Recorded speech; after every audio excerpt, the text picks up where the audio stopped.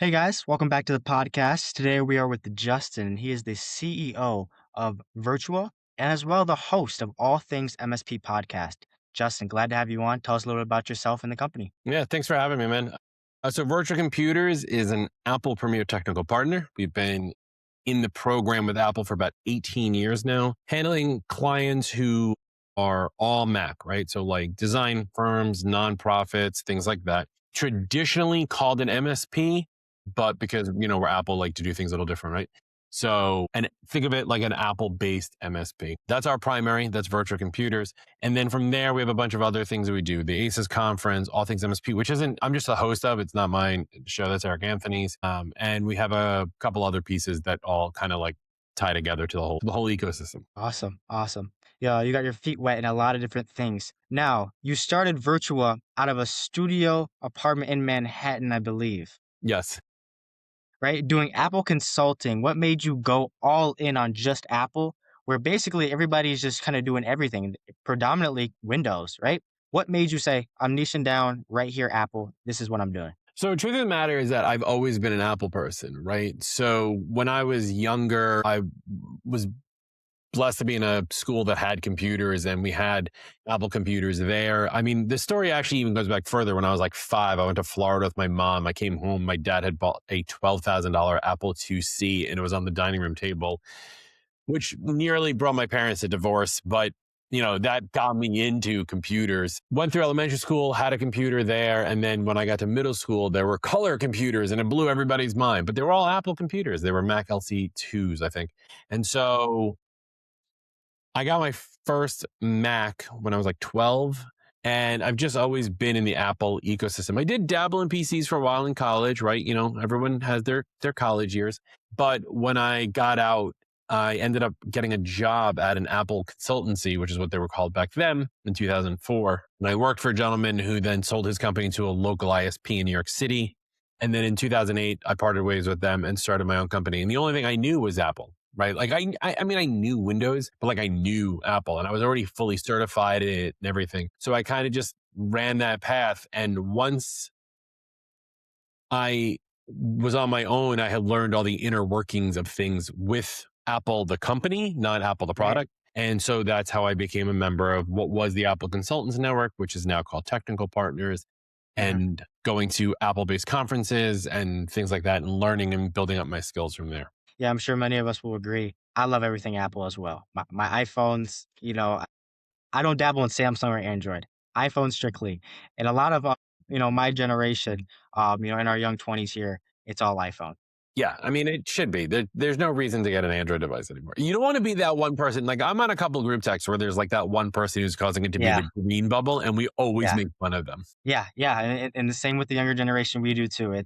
It's a little weird, but Yeah, Apple's just the user interface is a lot better. Now, you built ACES conference from scratch, I believe, yeah, over a decade ago, around 2015, right? yeah, yeah, yeah. You said that you've actually acquired 3 companies from people that went to that event. Walk me through how those conferences turn into actual deals, or, business talks. Yeah. So yeah, we're going into our 12th year with Aces. I don't know when this is launching, but come middle of May, right? And Aces was all about the business side of IT consulting for Apple consultants. So it was a chance for me to bring these technical partners, consultants, whatever you want to call them, into a room and teach them how to run their business. I have always been an entrepreneur first, technologist second. A lot of my colleagues are the other way around, both on Apple and PC, right? I'm good at computers, therefore I'll do a computer job. Or I worked at a job that had computers and I did their stuff for them, I'll start a computer company, things like that. I, on the other hand, was always business focused. And I started ACES because I was going, like I mentioned earlier, I was going to those conferences, but they were all very technical. Like, here's how you deploy a printer to 400 computers with a terminal command. And I was like, I don't need that. I need to learn how to get more customers to be able to send those commands. So I started the ACES conference with that idea in mind. How do I grow my business? How can I grow other people's business? What business talks can we have? And through that, I kind of created a name for myself in the Apple consulting world. And then I started meeting all these consultants, and the 3 that we had acquired started in 2020. So it was a buildup. It's not like we had our first conference and we were boom, like targeting somebody and we're going to buy them, right? It was a buildup, and it was conversations over time of like, hey, you seem to be doing what you're doing really well. How do I do better? was what I would get posed, as a question. And sometimes the conversation went with like, you need to do X, Y, and Z. And sometimes the conversation with like, hey, maybe we should partner up. Or sometimes the conversation was like, you don't want to be doing this anymore.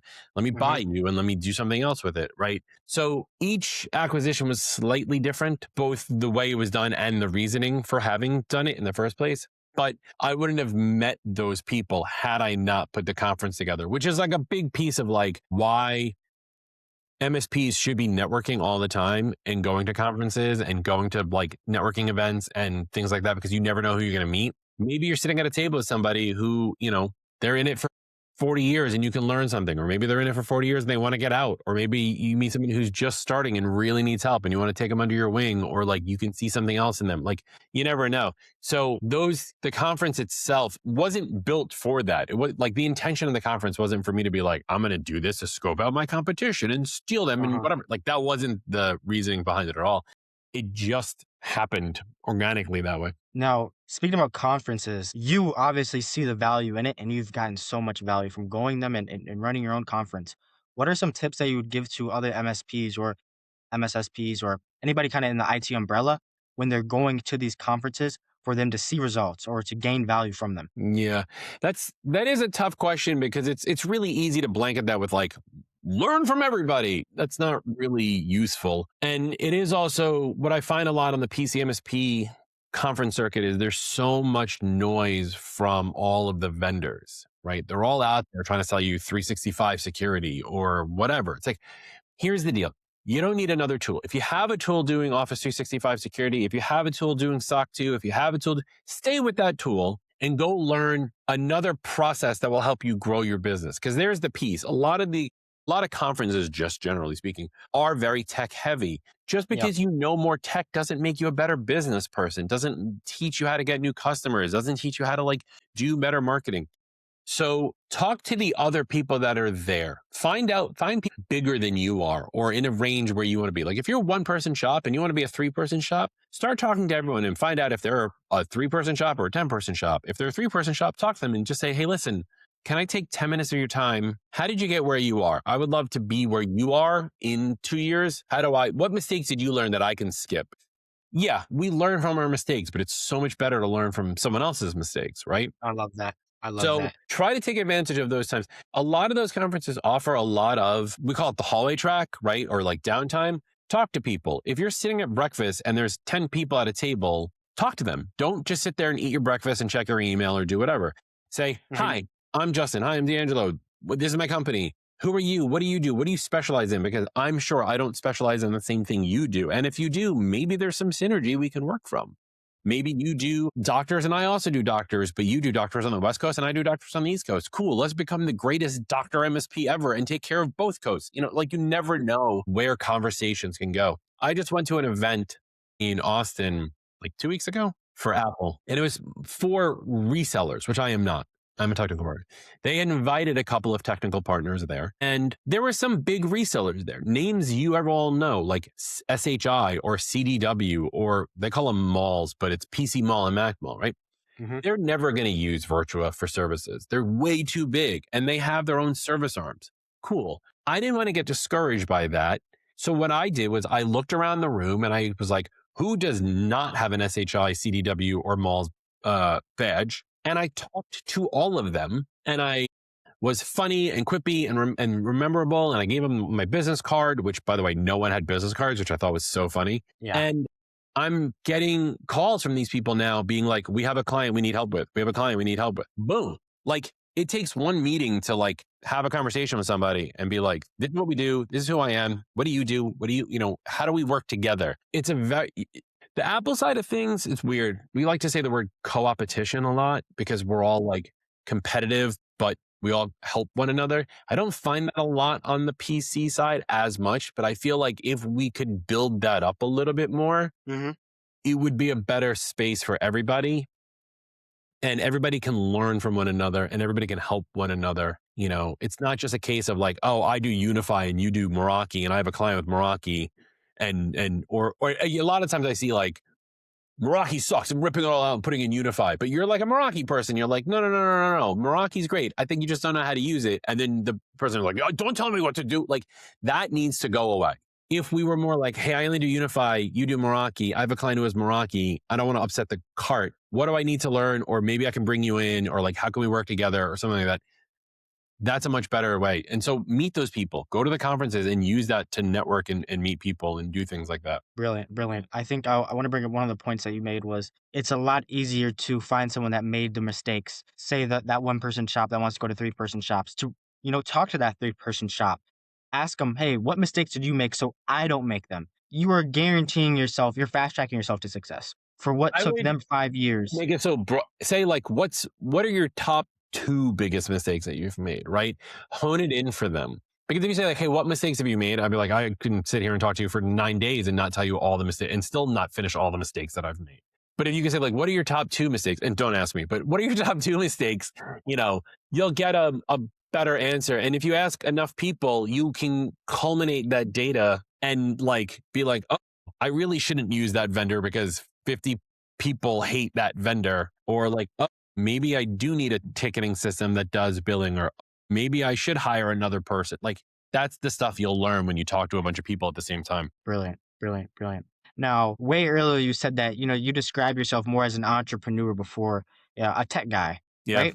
Yeah. Not the other way around. So how are you able to talk business instead of tech with your potential customers? And how could someone learn from you to make those conversations, because these small businesses or whoever their customer is, they don't want to hear tech jargon. They don't want to hear IT jargon. They want to speak business. Yeah. It's funny being a business person, and like I graduated college with a business degree, like general business administration, which was hilarious because I think I was like the only one in my entire business school doing that. It comes in handy because when you talk to customers my customers are small businesses also, right? Small business helping small business.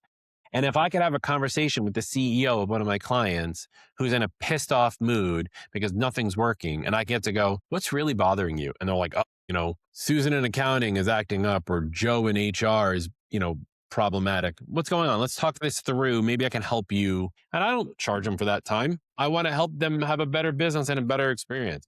The amount of times I've had like just straight business conversations with customers, they don't care about the tech. They just want the tech to work. Like at the end of the day, they don't want the explanation. They don't care, right? They don't care that the printer had a bad driver. They care that the printer printed. They care that they can get their work done. We don't need to explain to them the TCP/IP dump over the printer's buffer overran. Like they don't care about that. They just want the printer. So if you could have like normal human conversations with somebody, talk to them about what's going on, about their life and their feelings and what's happening in their business, that's going to get you a lot further. The amount of business coaching I've given away for free to my customers, warranted, not unwarranted, is in the tens of thousands of hours. Like had I charge them all for that, I wouldn't be having this conversation with you. I'd be like, on an island somewhere being like, I'm the world's greatest business consultant for small businesses, I guess. I don't know. Yeah. So, they do say that free value is the best value to give because when you give someone a lot of free value, they don't always look at your core offer. They say, well, yeah, this is the core offer, but look at everything else, all these bonuses that he gives me. Right? You know what I mean? So his offer is just so good. Now, moving along kind of to the podcast that you host and the guy that runs it, Eric, Yeah. right? Yeah. Take me if I'm wrong. You guys done over 100 podcasts, 100 episodes, right? We're over, I think, the 3 now. One a week 153. every week for 153 weeks. It's a lot of beard jokes. I make a lot of That beard is. jokes at him. That is. Just a lot of episodes. Yeah. I think I've seen a statistic that it only takes you about 10 podcasts to be like the top 1% podcast because people that start them, right? They're not really consistent at them. Yeah. Now, what have you guys seen the podcast do for your companies? Has it moved the needle at all with revenue, open new doors that you didn't expect? Yeah. So the podcast is an interesting thing because I think it's different for me than a lot of people because it's not my group. It's Eric's group. All Things MSP is Eric's group that he started on Facebook. And I kind of pushed him to do a podcast. Mm-hmm. The podcast itself hasn't really, I'll be honest, hasn't done anything for Virtua. What the podcast has done, though, is done a lot for me and my personal brand. When we were doing Halo onboarding, like we were a Halo onboarding partner for a hot minute, people would then see my name and be like, wait, are you the guy from the show? And I'm like, yeah, I know, I'm that guy. Or like I was just at an event, Channel Pro in Ohio, like a couple of weeks back, and I'm at the bar just having a conversation with somebody, and I made some weird comment. And he goes, I know where I know you from. You're the bin near guy. And I was like, that's me. I'm the bin near guy because that's the sound I make at the end every cold open. He's like, I listen to you all the time. And I'm like, I'm really sorry. You shouldn't. But like, it has definitely helped the Justin Esgar brand. It has not helped the Virtua brand because it's not a Virtua podcast. Now, that being said, if we look at track records of how people work, if we read Gary Vaynerchuk and we do these things, yes, doing a podcast under your company brand, having a YouTube channel under your company brand will provide revenue over time. It is not like, oh, you do 5 videos or 5 podcasts in a day. It is something you have to like put a lot of time into to do. And it has the ability to enhance your brand. Our YouTube channel, which admittedly we stopped working on just because of other reasons, like when we were doing it, things were coming to us. Like people were interacting with our YouTube content, and then that was creating lead gen. Like we did a thing about nonprofit and we got like 2 customers through that. Like there's things that you can do, but it has to be branded properly. The All Things podcast, and now I'm the host of the new IT Nightmares podcast for Channel Pro Networks. Again, those are just Justin Esgar brand things, not Virtua. But there is a plethora of room for MSPs to take a unique take on what they do for their customers and their ideal customers and get that out there because those people will listen to it. If you can let's say you're an MSP and you target doctors. Mm-hmm. Doctors listen to podcasts all the time. They're always learning. If you could create an entire stream of are you a doctor? You need cybersecurity level like podcasts, and all of those topic titles are all doctor, security, something. Eventually, a doctor is going to hear something at a doctor conference. Mm-hmm. I should say medical conference, but a doctor conference. And that person is going to hear like, oh, HIPAA's really busting down if you don't have cybersecurity. How do I learn more about cybersecurity? And they're going to find your podcast. They're going to call you. So it is time intensive. It's not like you can't do 5 episodes of Call a day. Like you need to put it in. It has to be a regular cadence. Every 2 weeks is the minimum cadence I would tell someone who's doing a podcast, like once every 2 weeks to get that content out there and do it. And yeah, it takes time. And the first couple episodes are going to suck. Like if you go back to All Things, you listen to like I think the first episode is literally called like Don't Start a Podcast. And it's like Eric and I just rambling. Now we're 153 episodes in, and at least we have a topic. I mean, we're still rambling, but at least we have a topic to go on that we're teaching people. So you could totally run those angles. Yeah. Each rep you get better at, right? And that's with everything. Yeah. So the only person that loses is the one that delays getting started. Now, you said that you're going to be hosting another podcast. So you're running conferences, you're on podcasts, you're running a company with 13 employees, right? How do you keep this from not falling apart and keep it organized? And your mindset of holding everything together. Yeah, I joke around a lot that it's like drugs and crying on the couch behind me, but like that's not really what it is. I'm not gonna lie, like it's hard. It really is. I work on so many different things in a given day, and like I was actually having this thought literally last night because I'm working on a couple of like AI projects right now for myself and for the company and for clients and all these things. And every time I like go to do something and I'm like, today's going to be the day I'm going to work on this project. But then I get a rejection notice from Apple about that project. I'm like, well, I'm not going to work on this project. I'm going to go fix that thing. It is really taxing to jump from thing to thing to thing. I happen to be the kind of person who can thrive on that. And don't get me wrong, like I'm not superhuman. There are days like I went out last weekend and it was like my wife and like our best friends. And like I didn't talk for the first hour. We were all out there. And finally someone's like, are you just depressed because it's conference season? And I was like, kinda. And they were like, okay, here's some food, feel better. Like my friends know me well enough, right? Have a good support system, have your ish organized. I try to reorganize my life and my stuff that I'm working on all the time. I have my reminders app up and, sometimes I forget to add stuff to it. And then some days I just like add 30 items to it. Just know what's important. Work on what's important. Right now, I'm in a position where my team can handle the day-to-day tickets that come in from the MSP side. We just hired a salesperson, so I don't have to really worry about sales right now. He's doing his job. I'm working on bigger things or other things to help facilitate those things. And if those things are small little programs that I'm building or putting things out in the world, like my little like Simply Game apps that I put in the App Store, or if I'm working on an AI project for like this inventory tool that I'm building. Like those things make me happy. Being happy matters. So if I'm happy because I'm working on don't get me wrong, stressed, that doesn't mean I'm not happy. Mhm. I like those challenges. I like those puzzles. If I can work on that while my team is doing the other stuff, cool. If you're in a position where you can't remove like time to work on something else because that first thing requires you and your time, you're not in a position to do this stuff. Also cool. So Mhm. it just comes down to like priorities, organization, and whether or not you really have the time to do it. Now, what's one, I would say, mind frame that you would change if that you used to have that you don't have now, that if you would go back, you could change it? If it was maybe, you know what I mean, something that you thought, you used to think, if it was like lacking confidence, you know what I mean, having anxiety when going to conferences, what's something that if you could go back, you would change? I probably, yeah, the truth of the matter is I can't answer that question, right? Because like everything I've done stemmed from something else, right? So if you look at my like short history from let's say 2008 when I started Virtua to now.